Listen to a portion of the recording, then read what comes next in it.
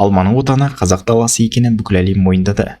Қазақ даласында басты болған бұл жемісті жеу бізге қаншалықты пайдалы екенін бүгінгі видеода айтатын боламын. Алма жеу сіздің қаныңызды тазартады. Алма құрамында өте көп темір бар. Бұл адам ағзасында гемоглобиннің көбеюіне себеп болады.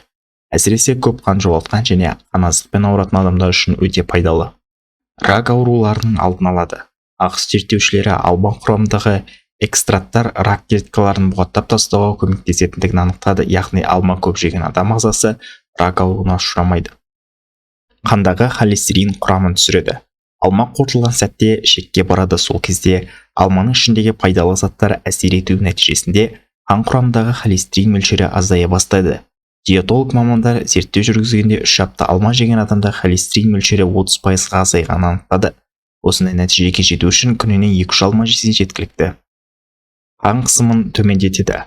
Алма адам ағзасындағы артық су мен тұзды шығарып тастайды. Қан қысымы жиі мазалайтын адамдар күн сайын 1 стакан алма шырыны немесе қышқыл алма жеу керек. Бұлай жасау адамның өзін жайлы сезінуіне жағдай жасайды.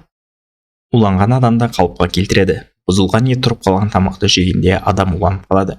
Сол кезде алма жейтін болса, алма құрамындағы сорбент уланған адамнан зиянды токсиндердің тез шығуына ықпал жасайды. Кейбір алма шырыны дизентерия бактерияларын өлтіруге қабілетті. Өкпені тазартады. Әсіресе темекі шегетіндер немесе шегуді тастағандар үшін өте пайдалы. Алма құрамындағы антиоксиданттар өкпені никотиннен болатын зияннан қорғайды. Адамды йод мөлшерімен қамтамасыз етеді.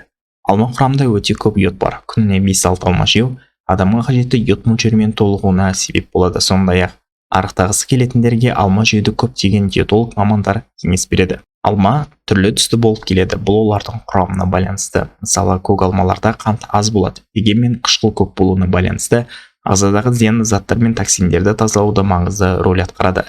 Сондай-ақ ауыз қуысына да пайдалы әсер береді. Қызыл алманың өте тәтті болуы, оның ішінде қант мөлшері көп болуына байланысты. Ол жүрек, бүйрек пен бауырды жақсартады. Достар, видеодан соң каналға тіркеліп лайк басуды ұмытпаңыздар.